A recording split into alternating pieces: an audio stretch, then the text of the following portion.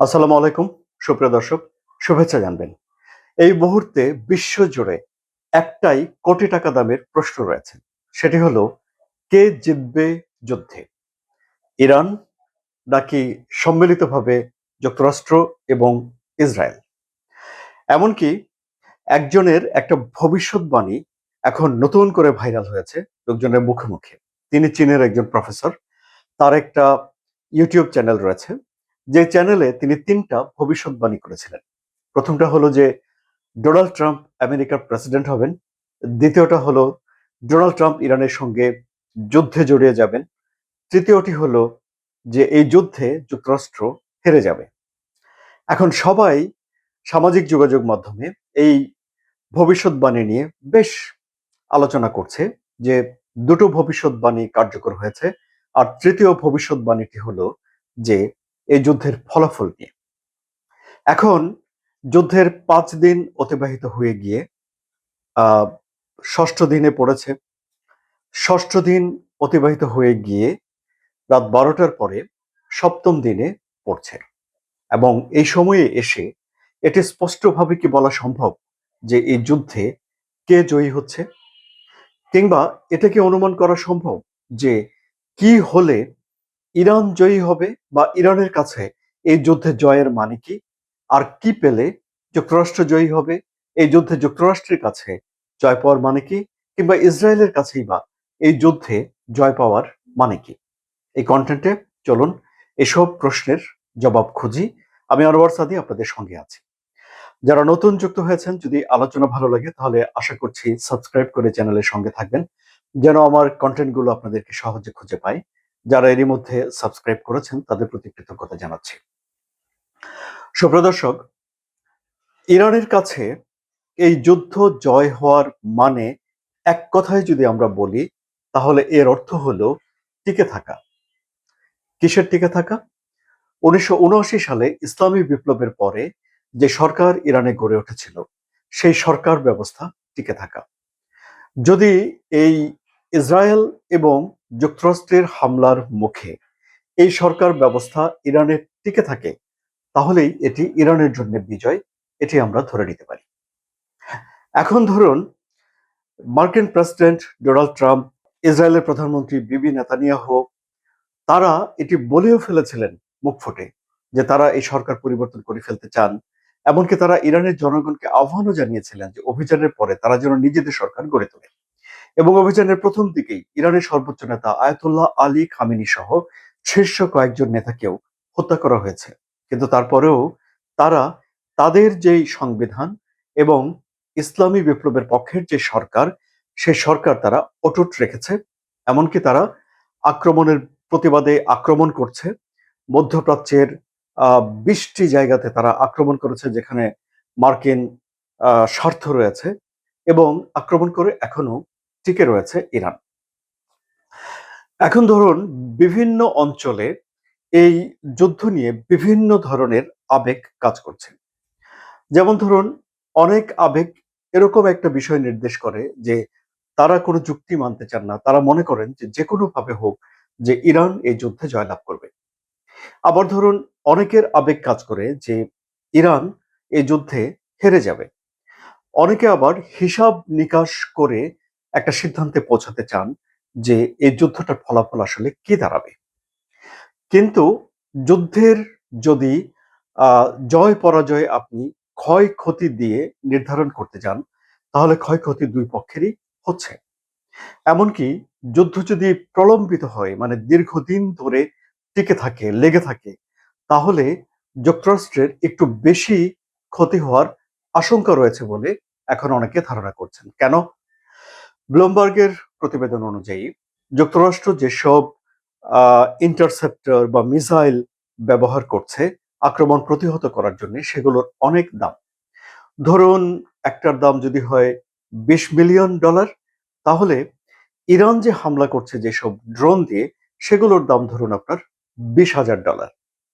অর্থাৎ তুলনা করার জন্য এটি বুঝে বললাম যে ইরান সস্তা ক্ষেপণাস্ত্র দিয়ে হামলা করছে, এবং এটা ঠেকিয়ে দেওয়ার জন্য যুক্তরাষ্ট্রকে এবং ইসরায়েলকে যে আকাশ প্রতিরক্ষা ব্যবস্থা কাজে লাগাতে হচ্ছে, সেগুলোর গোলার অনেক বেশি দাম।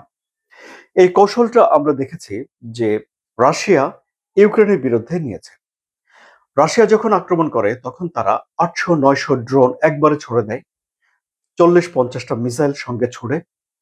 এবং এই যে ড্রোনগুলো ছড়ে এর ভিতরে কিছু ডিকয় ড্রোন থাকে, মানে প্রতারক ড্রোন। এই ড্রোনগুলোতে কোনো বিস্ফোরক থাকে না, কিন্তু ওই যে আকাশ প্রতিরক্ষা ব্যবস্থা আছে তারা এটিকে চিনতে পারে না যে এটা সত্যিকারের আহ ক্ষেপণাস্ত্র নাকি ভুল, এটি তারা ধরতে পারে না। ফলে তারা ওটাকে ভেঙে দেওয়ার জন্য মিসাইল ছুড়ে মারে। এখন যুক্তরাষ্ট্র যেসব আকাশ প্রতিরক্ষা ব্যবস্থা তৈরি করে, তাদের ব্যাটারি এবং তাদের মিসাইল এগুলো তৈরি করার জন্য ১ থেকে ৩ বছর সময় লাগে তারা বলছে। আবার অনেকেই বলছেন যে ইরান গত ২০ বছর ধরে এরকম একটা যুদ্ধের মুখোমুখি হতে পারে আশঙ্কা করে তারা বিপুল পরিমাণে ক্ষেপণাস্ত্র তারা সংগ্রহ করে রেখেছিল, এবং এই ক্ষেপণাস্ত্র দিয়ে এখন তারা টার্গেট করে যুক্তরাষ্ট্র এবং ইসরায়েলের আকাশ প্রতিরক্ষাকে ধ্বংস করে ফেলতে চায়। আবার ধরুন ফায়ার পাওয়ার নিয়ে যদি আহ যুদ্ধের জয় পরাজয় নির্ধারণের বিষয়টি সামনে আসে, তাহলে প্রযুক্তি, গোলাবারুদ, অস্ত্রশস্ত্র, বিমান, এসব কিছু মিলিয়ে ইসরায়েল এবং যুক্তরাষ্ট্রের যে সম্মিলিত ফোর্স, তাকে একদম আপনি উড়িয়ে দিতে পারবেন না। মানে হেলায় উড়িয়ে দিতে পারবেন না। যুক্তরাষ্ট্র এবং ইসরায়েল ব্যাপক পরিমাণে ক্ষতি ইরানের করবে।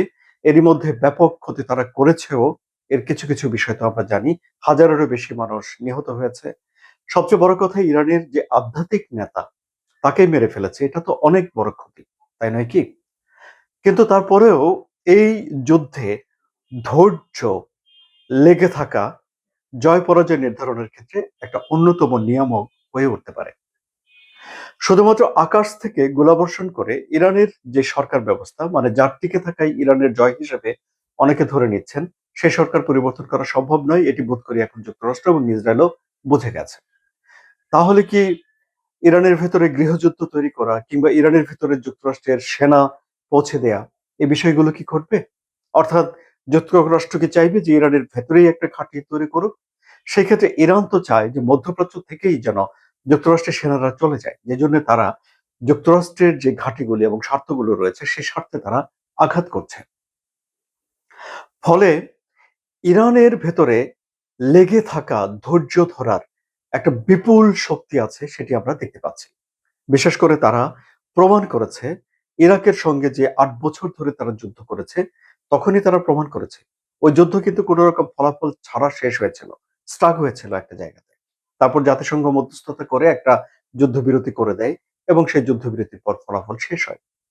ওই যুদ্ধের পর কি হয়েছিল সেই আলোচনায় না যাচ্ছি। এখন যুক্তরাষ্ট্র কি তাহলে স্থলভাগে আক্রমণ করতে যাবে? সেটিও অনেক মুশকিল হিসাবের ভেতরে পড়ে।